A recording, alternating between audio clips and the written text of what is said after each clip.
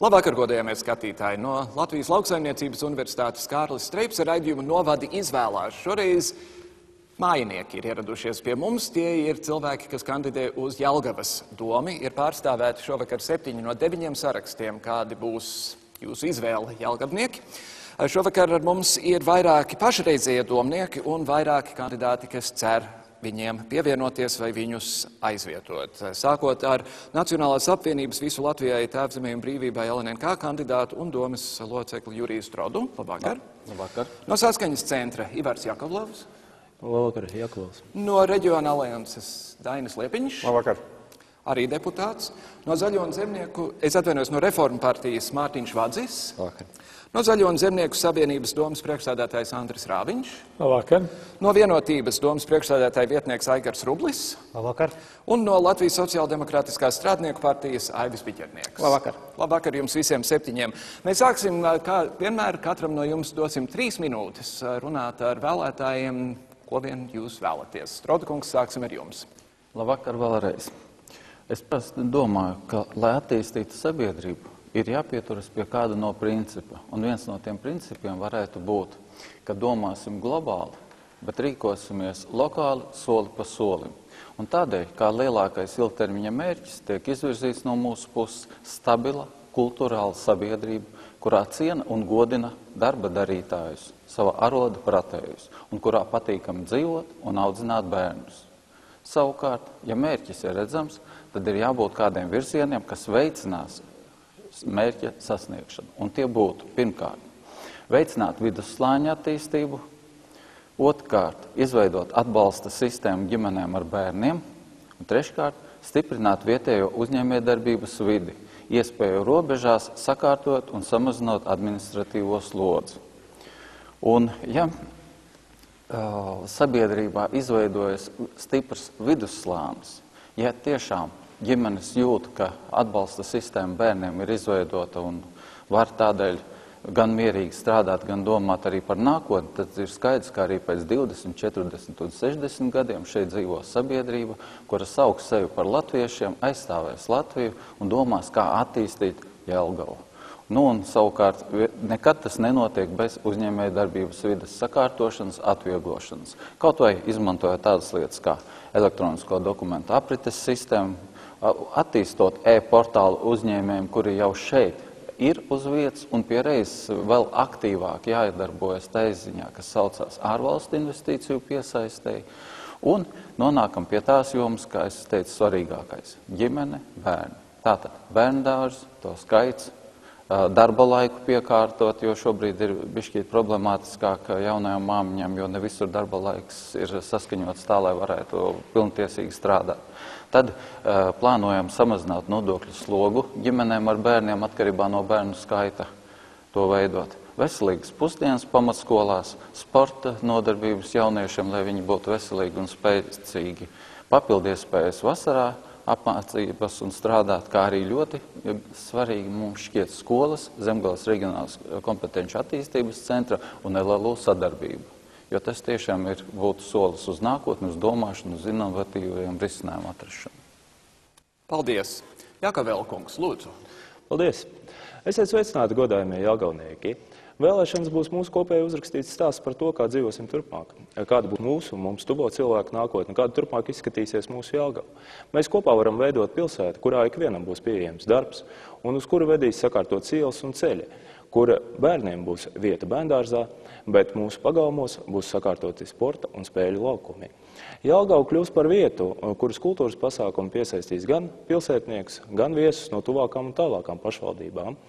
Jelgavnieki nepieciešamības gadījumā varēs iegādāties medikamentus nevien ierastajā aptieku darba laikā, bet arī naktas stundās. Pašvaldības palīdzība būs īsta, nevis simboliska.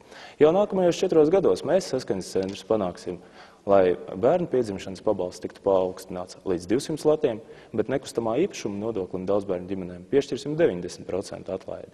Mēs sakārtosim ielas un ceļus arī pilsētas mikrorajonos, ne tikai pilsētas centrā. Rekonstruētās ielas būs viegli un droši šķērsot gan kājām gājējiem, gan arī autovadītājiem. Turpmāk vairs nepieļaujot tās kļūdas, kādas ir pieļautas Raiņielā.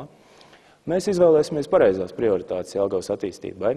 Protams, Pastas salas attīstības projekts ir daudz labāks nekā līdzinējā situācija ar aizaugušo un puskriminālo teritoriju. Tomēr atcerēsimies pusagruvušo tirgu un Jelgavas autoostu. Un šeit rodas jautājums, kas tad pilsētā ir svarīgāks? Otrā pludmale pēc kārtas vai tomēr tirgus, kur varam iegādāties pašu zemnieku produkciju? Kopā ar Rīgu veidosim investīciju piesaistes un rūpniecības attīstības programmas. Savukārt, rūpējoties par jelgavnieku konkurētspēju darba tirgū, rīkosim bezmaksas latviešu valodas kursus. Rūpējoties par jelgavnieku iespējām apmeklēt kultūras, mākslas un sports pasākumus, nodrošināsim sabiedrisko transportu arī vēlās vakarstundās, pastāvīgi, ne tikai īsu brīdi pirms vēlēšanām. Turklāt, piekdienu un sestdienu naktīs rīkosim nakts autobusu reisus no Rīgas uz Jelgavu, ļaujot jelgavniekiem ērtāk apmeklēt dažādas pasākumus galvaspilsētā. Reiz 4 gados vara nonāk mūsu tautas rokās. Izmantosim to. Piedaloties vēlēšanās, mēs varam izvēlēties labākās idejas, lai jau tuvākajos gados Jelgava kļūtu par labāko dzīves vietu ģimenēm, bērniem, senioriem. Paldies par uzmanību. Paldies. Liepiņa kungs, lūdzu. Jā, labvakar vēlreiz. Tātad es esmu Dainis Liepiņš, pārstāvu partiju Reģiona alianses. Šī ir jauna partija, varbūt jums nezinām. Tā ir apvienojusi reģionālos pārstāvjus visā Latvijā, un šobrīd kā prioritārais līdz ar to ir šīs reģiona pārvaldība un principi, pēc kādiem tiek pārvaldīti. Mēs esam savai komandai devuši arī šādu nosaukumu – komanda Jelgavai, un kas pēc arī ietver šī vārdā ir ietverts pats galvenais šis princips, pēc kāda tiks pārvaldīt pilsētu turpmāk – komandas princips. Izvairoties no individuāliem lēmumiem, šauros kabinetos, šauros lokos un nesaprotamā veidā. Jebkurā gadījumā jautāsiet, pēc kā izvēlēties, par kam par labu izvēlēties, kāpēc tieši jūs, tad atbilde ir sekojošā. Mēs nešķirosim nevienu pēc politiskās piederības, pēc partijiskuma, pēc personības, mēs šķirosim pēc tā, ja reiz jūs esat izvēlējuši kādu no tiem, kas pārvalda pilsētu, tad kopā visiem jārada tas, lai šī dzīve jums taptu tāda, kādu jūs viņu vēlaties. Un pirmām kārtām jautājums jāizdod jums, jelgavnieki, ko jūs vēlaties. Nevis jārada pompozi projekti, kur rezultātā liela daļa raust plecas un nesaprot, kam tas bija vajadzīgs, kāpēc tas bija vajadzīgs, bet nauda ir iztērēta. Mēs neiestājamies par kaut kādām ļoti tādām agresīvām lietām vai viss tas pats programmā kā visiem pārējiem. Iekšpagalma, ielas, kas ir saprotama, visā pasaulē pieņemama un normāla lieta. Tikai runa iet tieši par to, kā to izvēlēties, kā šo naudu tērēt, kādā veidā runāt ar jums pašiem, kā runāt ar uzņēmējiem, kā runāt ar cilvēkiem, kas nodarbināti pašvaldības iestādēs, kā nodarbināti arī citās iestādēs. Šī brīdī mēs uzskatām, ka dialogs ir tas, kas trūkst. Mēs aicinām šo dialogu, mēs aicinām izrunāt visas lietas savstarpēji un aicinām to, lai pilsēta attīstītos pakāpeniski, nevis rāvienveidīgi, kad rezultātā mums ir ļoti skaisti izremontēta viena iela, bet tai pašā blakus tūlīt ir sabrukusi otra. Visam jābūt ir sabalansētam un autoritārismam ir jāaiziet no pilsētas pārvaldes. Paldies par uzmanību. Vāģa kungs, lūdzu. Vakar Mārtiņš Vads, Reforma partija. Jūs jautāsiet, kāpēc Reforma partija? Ar ko viņi ir labāk pārējām partijām? Ar to, ka viņu programmu raksta tādā veidā, lai varētu īstenot, nevis tikai tāpēc, ka nepieciešams atskaites punkts. Tādēļ arī mēs veidojām mūsu programmu balstoties uz 4 lieliem galvenajiem punktiem, savstarpēji saistītiem. Tā ir uzņēmējdarbība, veicinot uzņēmējdarbības attīstību Jelgavā, nodrošinot to ar nepieciešamo infrastruktūru, tādā veidā, lai uzņēmēji varētu radīt jaunas darba vietas maznodrošinātajiem, jaunas darba vietas jauniešiem un jaunas darba vietas cilvēkiem ar traucējumiem. Nākamā pārvaldība mums ir pārvaldība saistībā, lai būtu viss atklāts, lai viss būtu caurspīdīgs un viss saprotams jebkuram iedzīvotājiem. Nodrošinot tādā veidā arī jebkuru pakalpojumu, gan pašvaldības, gan valsts pieejamību vairākos Jelgavas nostūros. Arī, lai sabiedrība būtu iesaistīta vairāk un viņu lēmums, viņu viedokļi tiktu uzklausīti, mēs organizēsim grupas un arī individuāli uzklausīsim cilvēkus, kas vēlēsies paust kaut kādu priekšlikumu, tādā veidā veidojot grupas atbalstam lēmumu pieņemšanai. Nākamais punkts, viens no svarīgākiem, ir izglītība.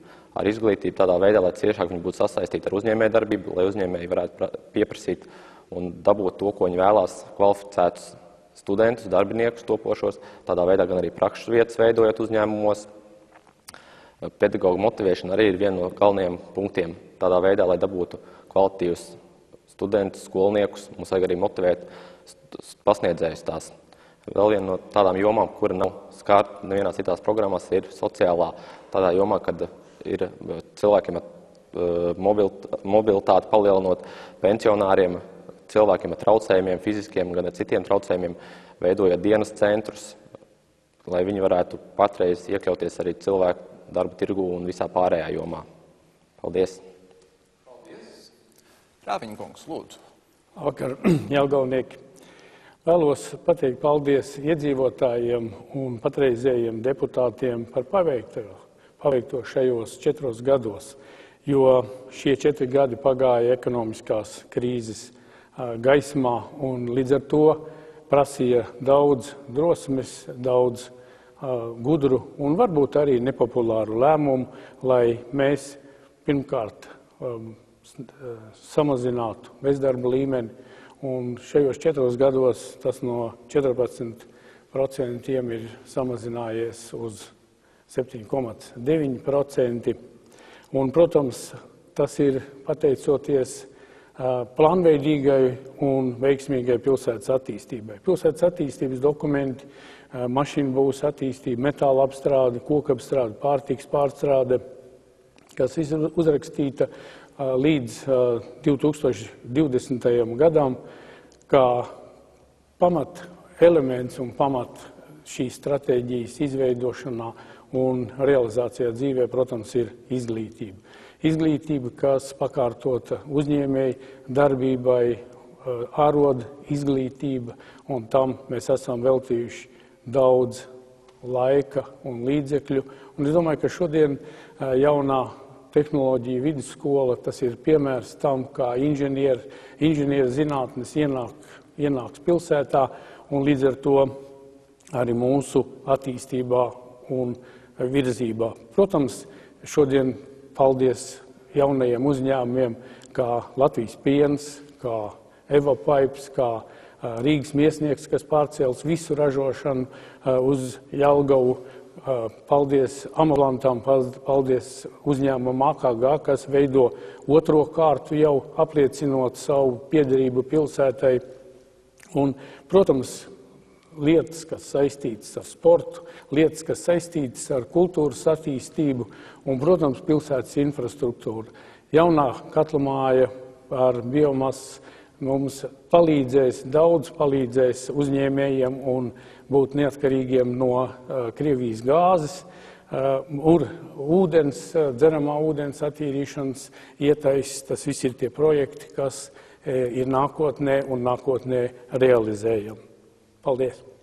Paldies! Rubļa kungs, lūdzu! Jā, pilsētas attīstība nav iedomājama bez atbalsta ģimenēm. Un mēs savu priekšvēlēšanu programmā esam iestrādājuši 3 galvenās prioritātes, lai risinātu jautājumus tieši ģimeņu stāvokļu uzlabošanai un tās dzīves vides uzlabošanā.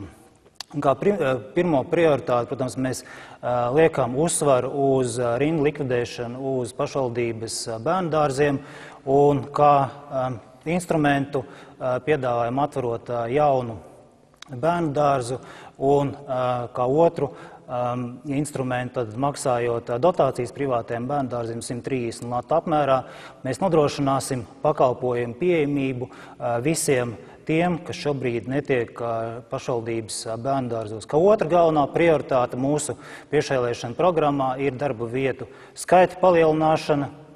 Un mēs redzam risinājumu, kādā veidā mēs šīs darba vietas varam palielināt, un tas ir atbalsta biznesa inkubātoru darbībai jauniem un inovatīviem uzņēmumiem, tad uzņēmumiem, kas vērsti uz inovatīvām tehnoloģijām, bezmaksas konsultācijas sniegšana un palīdzības nodrošināšana jauniem uzņēmumiem, kuri ir gatavi uzsākt savu darbību, izmantojot mūsu kompetenci attīstības centru kā resursu. Tālāk atbalsts industriālā parka izveidei bijušā lidlauka teritorijā. Tā ir vieta, kur ir iespēja izveidot loģistikas parku, kur ir iespēja veidot jaunas iespējas jauniem uzņēmumiem. Un, protams, Eiropas Savienības struktūra fonda līdzekļu piesaistē kā prioritāte ir tieši infrastruktūra attīstība uz ražojušiem objektiem. Kā trešā galvenā prioritāte ir bērnu un jauniešu nodarbinātības veicināšana. Un šajā sakarā ir 3 galvenie aspekti, kā mēs redzam, kā to nodrošināt. Pirmkārt, palielināt finansiālu atbalstu bērnu nodarbināšanai vasaras mēnešos. Šobrīd jau 600 bērni tiek vasarā nodarbināti, bet šis atbalsts ir jābūt lielāks, lai varētu nodarbināt arī lielāku bērnu skaitu gan mūsu pašvaldības uzņēmumos, gan iestādēs. Kā nākamais svarīgākais punkts mūsu darbībā ir profesionālās izglītības kvalitātes celšana. Un to, protams, var īstenot, ja mēs sakārtojam skolu infrastruktūru un arī veidojam mācību programmas, kas ir saistošas uzņēmējiem tieši konkrētu specialitāšu un profesiju cilvēkiem. Un sadarbībā ar Nodarbinātības valsts aģentūru, piesaistot Eiropas struktūra fonda līdzekļus, arī veicināsim jauniešu nodarbinātības skolas. Paldies, ar to mums arī ir jāapstājas. Piķernieku kungs, lūdzu. Labvakar, cienījamie jelgavnieki. Latvijas sociāldemokrātiskā strādnieku partija par savu mērķi ir izvirzījusi vienkāršā iedzīvotāja, vienkāršā jelgavnieka dzīvi pārtikušā Jelgavā, izglītotā Jelgavā, un arī pašam iedzīvotājiem nebūtu iespēja strādāt, dzīvot, atpūsties un arī izklēdēties tieši Jelgavā, lai nebūtu jādodās labākas mājas meklējumos uz ārzemēm. Un tāpēc mēs esam pievērsušies, varbūt jau šovakar vairākā reize izskanējušiem jautājumiem, bet tā ir caurspīdīga pārvalde, iedzīvotāju iesaistīšana pārvaldes procesā, izmantojot Latvijas Lauksaimniecības universitātes zinātnisko un studentu resursu kapitālu. Mēs esam par drošu pilsētu kā tādu, un mēs esam par to, lai arī vakarā un naktī būtu pieejams sabiedriskais transports. Protams, ne tik bieži varbūt kā ikdienā, bet lai būtu iespēja pārvietoties bez problēmām, nonākt no viena pilsētas punkta līdz otram pilsētas punktam. Mēs esam par bezmaksas transportu 1. līdz 4. klašu skolniekiem, lai atvieglotu viņu ceļu uz skolu un no skolas. Mēs esam par arī to, lai jelgavniekam būtu iespēja nopelnīt, un mēs esam arī domājuši un ierosināsim visiem uzņēmējiem radīt labvēlīgu infrastruktūru un labvēlīgus apstākļus, lai būtu darbvietu pieaugums, kā arī pārdomāta iedzīvotāju pārkvalifikācijas iespēja, ja zaudē darbu vai iespējas mainīt kaut ko, lai nebūtu tā, ka iedzīvotājs aizējot uz kādiem kursiem, viņš īsti nesaprot, vai šie kursi varēs viņa nākotni kaut kādā veidā izmainīt, vai viņš atradīs darbu, vai viņam būs jaunas iemaņas. Izmantojot, protams, varbūt tā tehnoloģija ir ilgstoša, socioloģiskos pētījumus, kas būtu tajā brīdī nepieciešama darba tirgu, pēc specialitātēm, pēc prasībām, lai vienkārši varētu sagatavot apmācību programmu. Protams, te varētu atkārtoties daudz un dažādi, jo visas lielās idejas jau ir izskanējušas. Tas man šobrīd būtu arī no viss. Paldies, Piķernieku kungs. Vai visi klātesošie dzīvo Jelgavā? Ir kāds, kas nedzīvo Jelgavā? Jūs dzīvot? Tas ir tuvu ar vārdu. Tas ir blakām. Bet jūs nedomājat, ka vajadzētu dzīvot Jelgavā, jo jūs vēlaties Es dzīvoju vairāk kā 35 gadus Jelgavā. Bet vairs ne. Pašlaik nē. Un tomēr kandidējat uz Jelgavas domu. Protams, šeit ir Jelgava saistīta visa man bērnība un viss mans arī tapšana par to, kas es esmu. Līdz ar to šī situācijā Jelgava ir tā galvenā vieta, kurā, teiksim, savu enerģiju veltīt. Un tas, ka es dzīvoju Ozolniekos, varbūt liecina par to, ka Jelgavā šobrīd nav radīta tāda apstākļa, lai šeit dzīvotu. Kā vienmēr, dāmas un kungi, mēs esam sagatavojuši sižetu, kur mēs esam aicinājuši pašus jelgavniekus parunāt par to, ko viņi cer sagaidīt no politiķiem.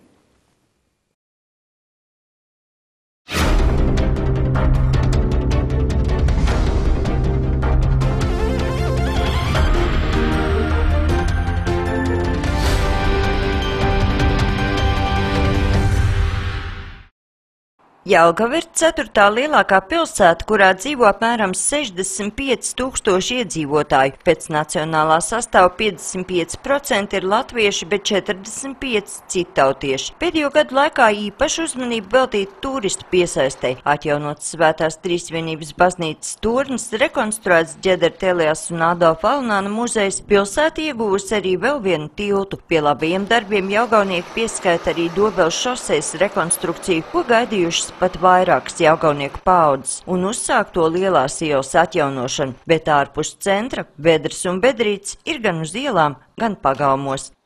Jā, tur vismaz jau mums vēl ir tā, ka es braucu ar saviem ciemiņiem, kas man jāizved, un tad viņi parasti šausminās par mūsu ceļu. Eleisijas iedzīvotāji no jaunā deputātu sasaukuma visvairāk gaida meliorācijas sistēmas atjaunošanu un brauktuves sakārtošanu. Es neko daudz negribu prasīt, vismaz mūsu ielas te sakārtot, mūsu apvidu bišķi. Mums te lieti, kaut kas nāk, putekļi, viss, kaut kā tās ielas sakārtot gribētos. Tas būtu pirmais jautājums. Vairāku dzīvojamo masīvu iedzīvotājus pagājušajā ziemā nepatīkami pārsteigušas ūdensvada avārijas, un arī ūdens kvalitāte joprojām nav uzlabojusies. Проблема лично у нас вот в этом квартале холодная вода. Очень рыжая, это самое, и ужасная вода. Пить ее нельзя, воняет. Как открываешь кран, зубы почистить нельзя. Это вам серьезно говорю. Сколько мы писали, ничего мы не можем добиться. Вот это проблема. Bet Rafā aktuālākais jautājums ir bērnu un jauniešu brīvā laika pavadīšanas iespējas. Mums ir problēmas ar jauniešiem. Kāpēc? Klīstriņķi. Nāk vasara, viņiem darīt nebūs ko. Man personīgi uztrauc tā problēma. Spēļu laukums ir tikai viens, bet ar to ir par maz. Attālāko dzīvojamo masīvu iedzīvotāji vēlētos arī vairāk sabiedriskā transporta reisu, īpaši agrās rīta un vēlās vakara stundās. Šomēnes situācija gan nedaudz uzlabojusies, un ļaudis cer, ka atjaunotie reisi rudens pusē atkal netiks noņemti.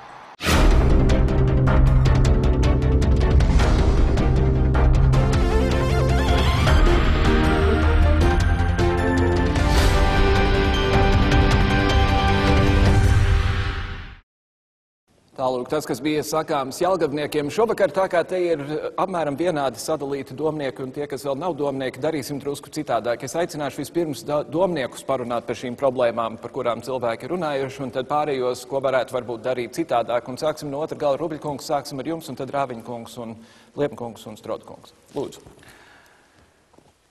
Jā, tas, kad daudzdzīvokļu namu iekšpagalmos šis ceļu stāvoklis ir ļoti sliktā stāvoklī, ir skaidrs, un arī šobrīd šis jautājums ir ļoti aktuāls un ir jāmeklē risinājums, kādā veidā to varētu novērst. Viena lieta, ko šobrīd jau darām, tad frezēto asfaltu, ko izmanto frezēto asfaltu, kur iegūst no esošo ceļu rekonstrukcijas, šobrīd tiek ieklāts daudzos šos te pagalmu ceļos, bet arī skatoties nākotnē uz priekšu, tad mūsu priekšvēlēšana programmā ir ietverts punkts, kad ir jāveido gan daudzdzīvokļu namu īpašniekiem un pašvaldībai kopīgs fonds, respektīvi sadarbība, kurā 50% varētu nodrošināt pašvaldību savu finansējumu šo te ielu sakārtošanā, bet otra puse varētu būt daudzdzīvokļu namu īpašnieki, kas varētu ieguldīt līdzekļus iekšpagalmu sakārtošanā. Kas attiecās par ūdens problēmām, šodien patiešām ir jāsaprot pašiem jelgavniekiem, un mēs arī saprotam viņus attiecībā to, kad notiek ūdens projekta otrā kārta, un šajā sakarā tiek izrakts ļoti daudz ielas, un šis jautājums ir darba procesā, un tas nozīmē, ka pēc kāda laika Jelgavas pilsētas iedzīvotāji sagaidīs, kad ūdens pieejamība būs lielāka un arī kanalizācijas pakalpojumu pieejamība. Tas ir viens. Otrs, līdz šī gada beigām, tad ūdens kvalitāte būtiski uzlabosies, jo būs uzstādīts atzelžošanas iekārtas, kas attīrīs dzeramu ūdeni. Ļausim tālāk stāstīt Rāviņkungam. Jūs pats palikāt bez ūdens kādu brīdi šīs lietas dēļ? Es ne. Rāviņkungs, lūdzu. Paldies. Šodien, protams, kā sākumā runāja par pagalmu un pagalmu situāciju, gribētu teikt, ka jā, pagalmos, iekšpagalmos ir, mēs šajā laikā ne tik daudz uzmanības esam veltījuši, jo arī likums aizliedz to darīt, bet šodien likums ir atvērts un mums jāveicina sadarbība ar iedzīvotājiem, ar māju un zemju īpašniekiem par kopdarbību šo pagalmu ielu un pagalmu skvēru uzlabošanā. Šobrīd tātad iet lielais ūdensvada, kā jau Vaigars teica, ūdensvada projekts, kurš strādā Kalnciem ielas teritorijā, Bērza ielas teritorijā, Romas ielas teritorijā, un šīs teritorijas, diemžēl, darbi netika veiksmīgi pavasarī pabeigti, un līdz ar to līdz pavasars bija diezgan pasmaks, bet šīs ielas sakārtosies un pletprūdu un aplūšanas pasākumu šīs teritorijās būs novērsti. Un es domāju, ka tās ielās, kurās nav asfalta segums, un diemžēl mums ļoti gribētos, lai visas ielas būtu asfaltētas, bet diemžēl situācija tāda, ka līdzekļi ir tik daudz, cik viņi ir, un līdz ar to mēs izmantojam daudz lētāku variantu kā pretputekļu, apstrādājot ielas virsējo segumu ar pretputekļu pasākumiem, lai novērstu putekļus un arī, protams, arī uzlabotu šo ielu kvalitāti. Protams, jau pieminētā ūdensvada renovācijas otrā kārta, kuras rezultātā gada nogalē vai nākošā gada sākumā pilsētnieki jau lietos kvalitatīvi attīrītu dzeramo ūdens, jo šajā projektā, ja kopumā būs ieguldīti 14 miljoni eiro un tieši atdzelžošanas un dzerama ūdens attīrīšanas iekārtās ir turpatās 8 miljoni eiro. Tās ir tās lietas, kuras jāveicina. Protams, autobusu pasažieru pārvadājums vakara stundās. Jā, pie tās tēmas šobrīd esam sākuši strādāt, un šī situācija, protams, arī paliks. Apturēšu, Liepiņkungs. Jā, tas, ko mēs redzējām, tās ir tieši tās lietas, par ko patiesībā šeit es klausos kolēģis un runāju par to, ka sāksim, ieviesīsim, darīsim, varbūt būs, bet patiesībā mēs par to runājam jau 4 gadus, vismaz, kamēr es esmu Jelgavas domē. Tas ir viens, otrs Rāviņkungam ir vēl lielāka pieredze, un es esmu uzsvērs vienmēr, kad mēs veidojam tādas pa Eiropas Savienības naudām piedaloties, mēs pārstāvam tāds pompozes objekts, kur ir gājēju tilts blakus jau esošam tiltam, kur ir olimpiskais centrs, atkal olimpiskās vienības nauda, bet kurš izmaksā gandrīz 20 miljonus, bet tajā pašā laikā pretēji tam iekšpagalma mums ir atbaidošā situācijā, un arī tas, kurā es kādreiz esmu dzīvojis. Privātmāju rajona ielas ir atbaidošā situācijā, jo ir tas, ko ir izdājuši privātie īpašnieki, viņi ir aizbēruši ciet šīs grāvīšas, kas bijuši gar ielu, un tur ir dubļi un plūdi vēl ilgi pavasarī, un viņi sūdzās, lai gan paši pie daļai pie tā vainība, ja kādam tas jāorganizē, tas ir pašvaldības darbs. Sabiedriskais transports, par to mēs runājam nepārtraukt, kad pēc 8 vakarā bērni un pieaugušie nevar pat Jelgavas ietvaros, nevar aizbraukt no kultūras nama līdz attālākam rajonam, un pensionāri sevišķi sūdzās, ka kāda vajadzība pie šiem pasākumiem vakarpusē kultūras namā, ja viņi nevar pēc tam mājās tikt, jo viņi pa Veclai aiziet.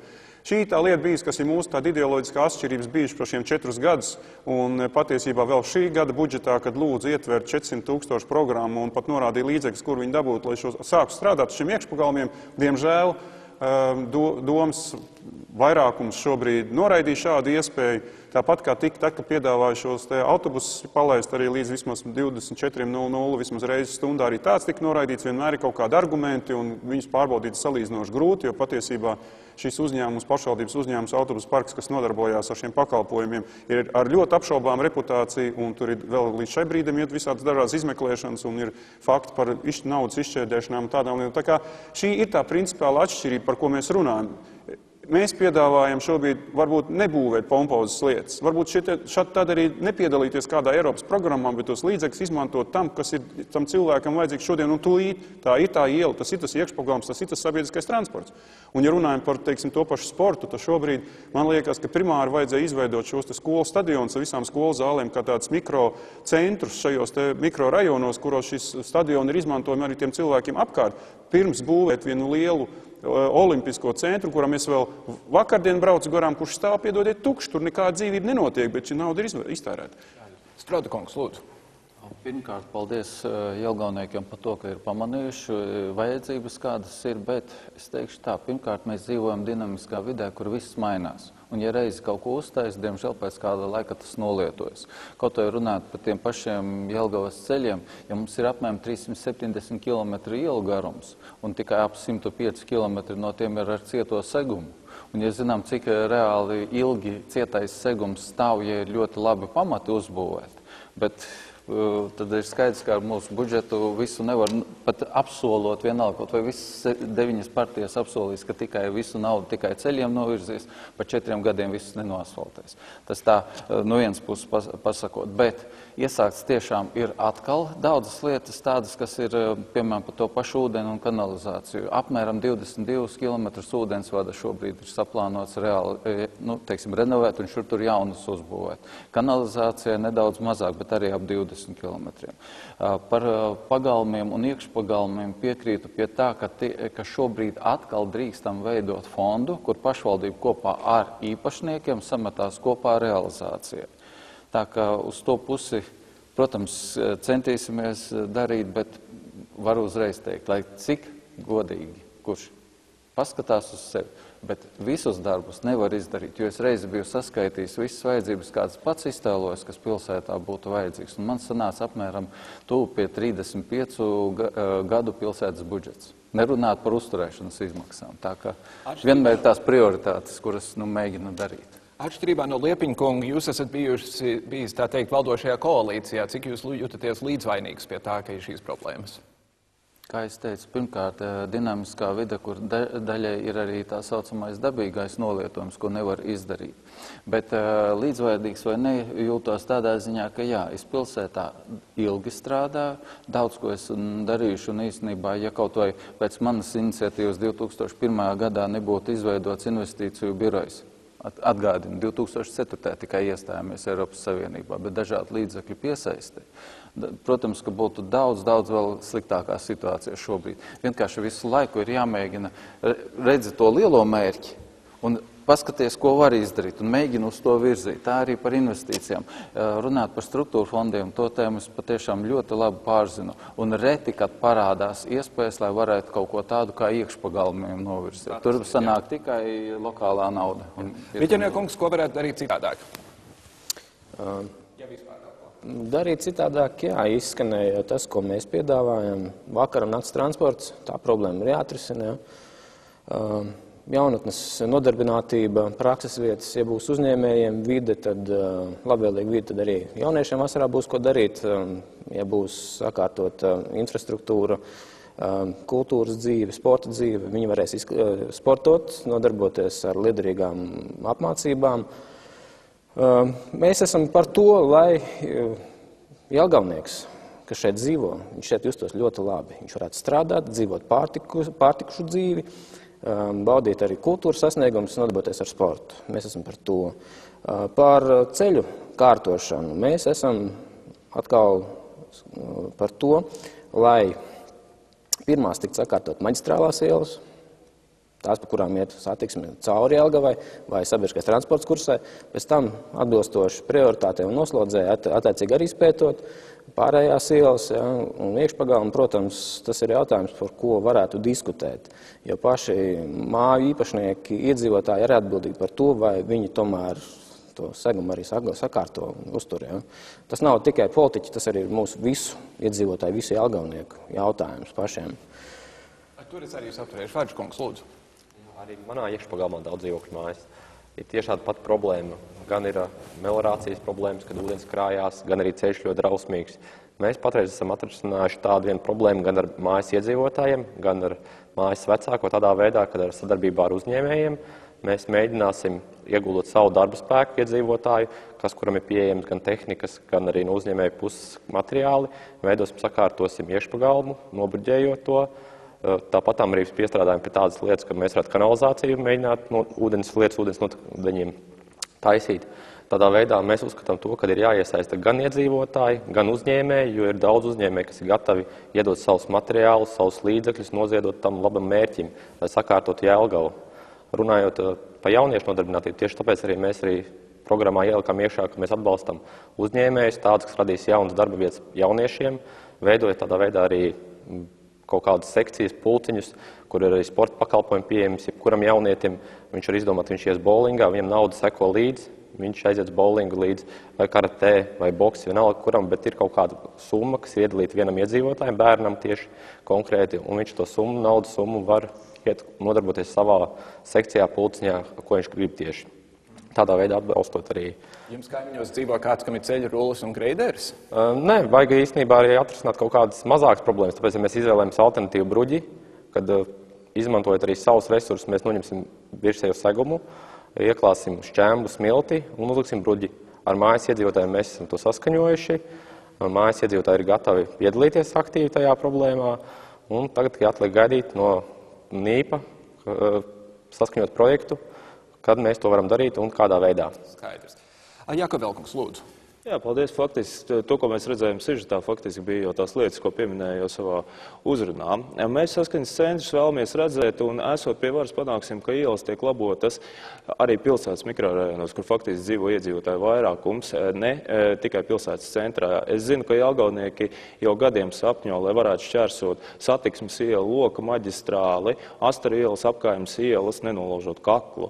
Un es domāju, to mēs esam sen pelnījuši un mēs to panāksim. Kas attiecas uz namu iekšpagalmiem, tad, protams, ka šis asfalts ir drausmīgā stāvoklī, bet ir vēl otrs jautājums, ko es domāju var atrisināt arī, teiksim, pie pašreizējiem resursiem, tas ir pagalma sakoptība. Pagalma ir sakopta diezgan labā līmenī, tur, kur ir namiem pieguļošā teritorija, bet daudz dzīvokļu namu pagalmos ir diezgan plašas teritorijas, kas namiem nepieguļ. Tās ir privātu īpašnieku zemes, kur viņi savulaik ir alkatīgi noprivatizējuši, nezinot, ko ar to nākotnē varēs iesākt, un faktiski ar to netiek iesākts absolūti nekas. Zāle tur ir džungļu augstumā, krūmi tur ir necirpti gadiem, diemžēl pašvaldības policija nerēģē nekādīgi. Es domāju, būtu jāsāk ar to, ka šādus zemes īpašniekus mēs sodītu regulāri, kaut vai reizi dienā, ar pietiekamām soda naudām, lai vai nu viņi atsakās no šīm teritorijām un atdāvina viņas pašvaldībai, vai nu viņas sakārto, jo tas diezgan lielā mērā negatīvi ietekmē pagalmu vizuālo skatu.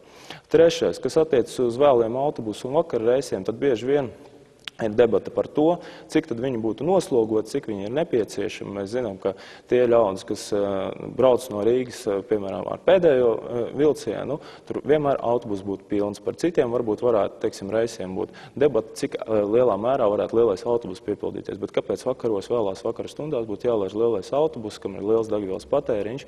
Šajā gadījumā mēs varētu izmantot mikriņus, kam ir daudz mazāks, teiksim, šis resurs. Un tas būtu vēl viens jaunievedums, kā atjaunot, teiksim, vēlos vakara reises Jelgavas pilsētā. Liepiņkungs, jūs teicāt, ka ir jāpārtrauc autoritārisms pilsētas pārvaldē. Vai tā ir paša opozīcijas retorika, vai jūs nopietni uzskatāt, ka kāds ir autoritārs? Šī nav gan galīgi maz retorika, es to uzskatu, tā ir man pārliecība, ka šobrīd ir autoritāra pārvaldes mehānisms, jo par šiem 4 gadiem, kopš esmu pašvaldības deputāts, es esmu kaut kādā ielikts neoficiālajā melnajā sarakstā un patiesībā tās domas jautājumi, par kuriem tiek spriests un lemts un pieņemt lēmumu, es neesmu bijis uzaicināts ne no domas priekšsēdētāja, ne no arī tiem, kas varbūt kaut kādās izskatījuši komisijās un komitejās, vienkārši profesionāli izspriest šo jautājumu pirms par viņu celt roku. Un tāpēc līdz ar to varbūt man kādreiz ir vairāk jautājumu šīs domas sēdēs un bieži vien arī es saņemu pamatotas atbildes, kāpēc ir pieņemts tāds lēmums, bet lielāko daļu tomēr nē. Un es to uzskatu par autoritārismu, jo esmu norādījis uz to, ka mums vajag runāt, mums vajag diskutēt, mums vajag pieaicināt ne tikai pašiem domniekiem, mēs nevaram būt visgudri. Mums vajag pieaicināt nevalstiskās organizācijas, gan arhitektus, gan māksliniekus, gan citu veidu pārstāvis no izglītības, teiksim, sistēmas un struktūrām, kurā es gribu dzirdēt argumentus. Bet, diemžēl, lielāko daļu argumentu tādu, ka mēs zinām, mēs mākam, mēs saprotam, un Liepiņkungs jūs nesaprotat. Un vēl viena lieta autoritārismam, tas ir kā pierādījums, ir tas, ka kādā formātā tiek pilsētā, teiksim, ir tāda saucamā, kā lai jums to pasaka, kad uzrunā cilvēku, vai tu nāksi manim uz vēlēšanām, tad lielākā daļa zina, nē.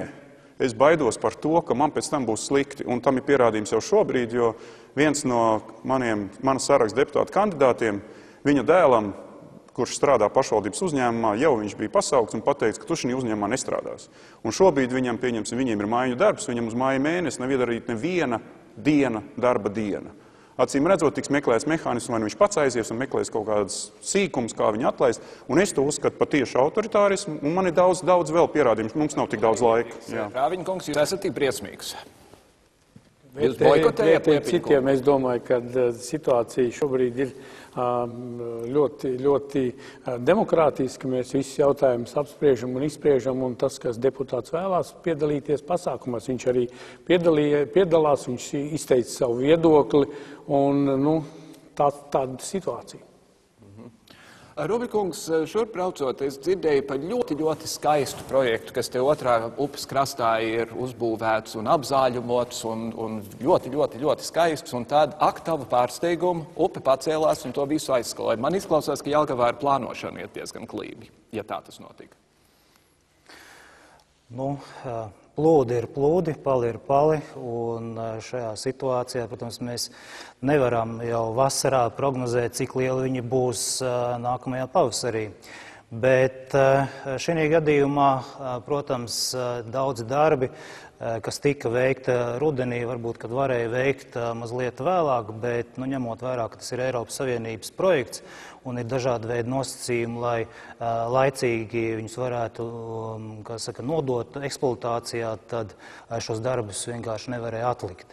Bet šajā situācijā šīs lietas ir novērstas, un es domāju, ka tas ir savu veidu rādītājs arī uz priekšdienām, kur ir riska zonas un kur vēl vajadzīgs varbūt nostiprināt vai veikt kāds cits uzlabojums.